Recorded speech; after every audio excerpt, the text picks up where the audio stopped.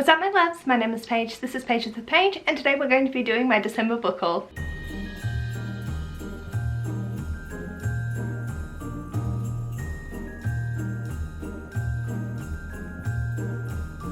Hello, so welcome to the conclusion of 2022. The next few weeks will be just my wrapping up of 2022, looking over the stats and all of that good fun stuff, but I do want to continue just having my regular December haul and wrap up first. So for my December book haul, I accrued 17 books. I bought one for myself and two for my partner Ash. As a result, they're going onto my TBR as well, so I needed to include it in my purchases. But in saying that, I spent a total of $53.97 for our collection. I definitely spent a little bit more gifting gifts, but that's fine. But I accrued through reading off my physical shelves $165, so into my house fund is going $111.03. So very happy with how that played out. I'm gonna break this down into sections. The first is an ARC that I received from Ash's work back in November, but I forgot to haul. And then the book that I bought myself, and then we'll dive into the gifts. The ARC that I got back in November was A Day of Fallen Night by Samantha Shannon, which is the prequel to Priory of the Orange Tree. I know that Ash is going to attempt to finish Priory in January,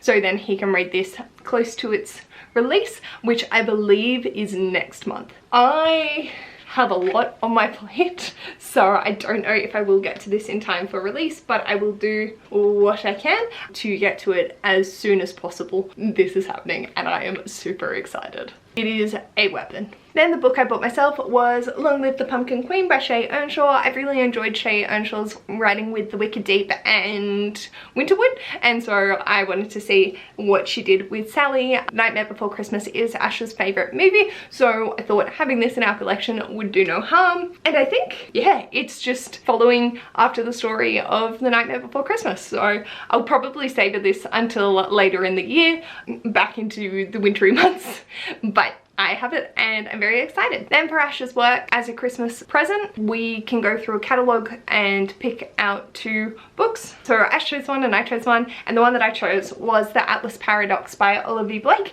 I have got an ARC of the Atlas 6 on NetGalley that I have been meaning to read, and so I thought, you know what, let's continue with the series when I get to it, and then I continue on straight away. I do know that this is a trilogy, so once I knock these two out of the park, it's only the third one to go. And so I thought it was kind of cool that I could get this, and I really don't know too much about what's actually occurring in any of these. I just know that they're dark academia, and I like dark academia. Next up we have Before Your Memory Fades by Toshikazu Kawaguchi. This is the third in the Before the Coffee Gets Cold series. I still need to read the second one, and then I've got the third. There is a fourth one that has yet to be translated. Translator for this is Jeffrey Tusselot, and Ash is a very big fan of translated Japanese fiction that is a little bit speculative and whimsical, and I loved the first one, so I'm very keen to be able to dive into this once I read the second. Then for Christmas, Ash got me Astrid Parker Doesn't Fail by Ashley Herring Blake, which is one of my most anticipated releases of the 2022,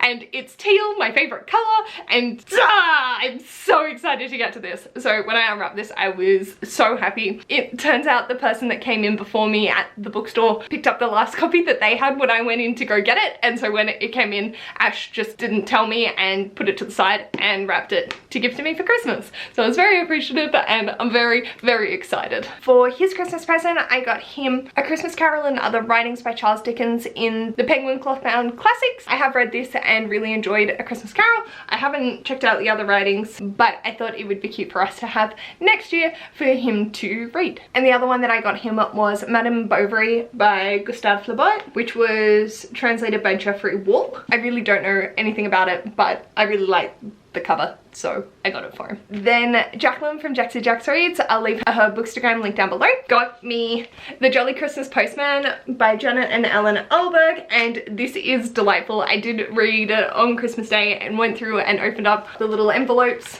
and all the gifts that are inside, and I'm just really appreciative. I got really nostalgic for it, so I decided to put it on my wish list, and she sent it my way. So I'm very happy to be able to have this in my like childhood memories section of my bookshelves. Then she sent me her favorite book of all time, which is Howl's Moving Castle by Diana Wynne Jones. I don't know much about this at all. I just know that she loves it, and I think that I'm going to adore it, and then I can watch the Studio Ghibli film. So, very excited to get to this. And she also sent me Mexican Gothic by Silvia Moreno Garcia, and I know this is creepy, it's dark, it's atmospheric, and I know that she really enjoyed it, so I'm very, very keen to dive into this as well. I'm keen for all of these, like, my friends are the best.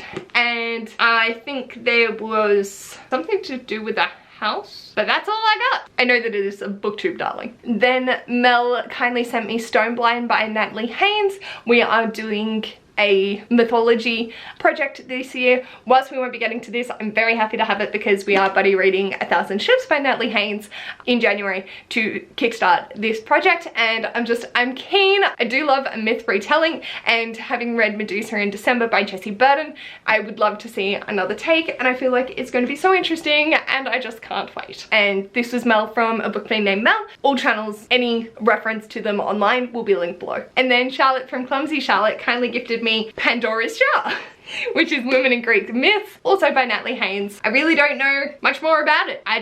There was a trend, and I am here for any myth retelling with a strong female voice, and yeah, it's exciting. I'm excited. It does follow quite a few, but focuses on Pandora. Interesting. Interesting. And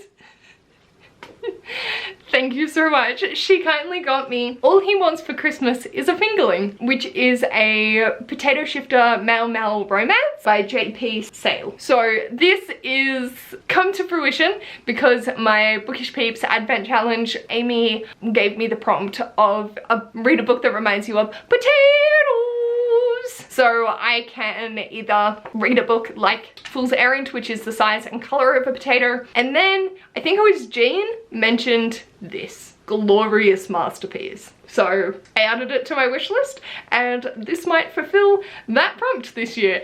I'm very excited for this. It seems stupid, but I'm keen. Then April from Aprillus Maximus sent me A Curse So Dark and Lonely by Bridget Kemmerer. I actually did get the second one from her. She unhauled an arc of it in 2020.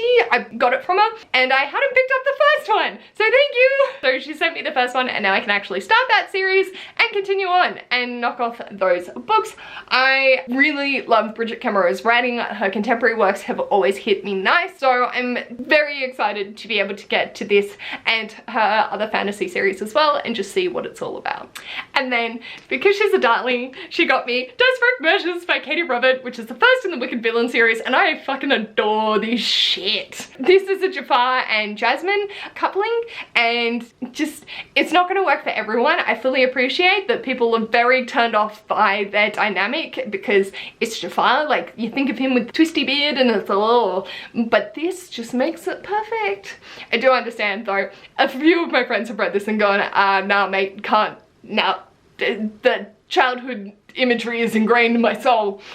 Fair enough, but I will constantly hype up this series, and I'm so happy to be slowly accruing the Wicked Villain series, and I just, I'm so keen to have this in my collection, so thank you. And that was April from Aprillus Maximus. Then my sister and her partner got me Tea Dragon Festival by Kay O'Neill, which is the second in the Tea Dragon series, and I am so stoked to have this in my collection. I do need to get the first one off from an old co-worker, so fingers crossed I can get that back sooner rather than later, but I adore this series and love just being able to fall back into it and reread it and just love it. I read this via ebook earlier in 2020, and so I would love to be able to go through and just fawn over the pictures, and they're so stunning. This is like a prequel following other characters that show up in the first one and when they were younger, so yes, but so wholesome. And then my mum just surprised the crap out of me,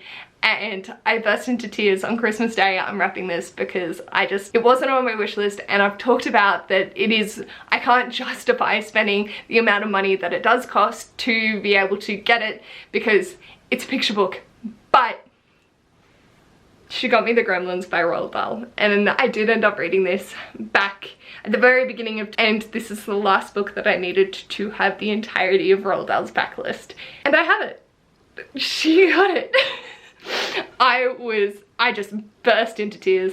I'm so appreciative for her locating it and messaging Ash being like, hi, is this safe to be able to buy this? And him being like, yes, it is. So he knew that I was gonna get it, and I'm so appreciative and thankful that yeah, the words do not function well. Yeah, it means a lot. Also because my mum swore she'd never buy me books for Christmas, and so this was the last thing that I was ever expecting, but so beyond grateful. I am grateful to everyone. It means the world to me. So I have it in my collection, and my Roald Dahl shelf can be complete. And I'm grinning from ear to fucking ear about this. Glorious. So this is my eclectic mix of books that I acquired in the month of December, and I'm thrilled with everything here. Let me know in the comments, was there a book that you acquired in December that has just blown you out of the water, or what were you most excited to get for, and are you excited that we're in the new year? I am still wigging out that it's 2023, but that's cool. We've got books to read, so on forth. But yeah, let me know down below anything you want to let me know. And if you like this video, feel free to give it a big thumbs up. And if you'd like to see more of this mess, feel free to subscribe. I'll hopefully see you in my next video. Bye!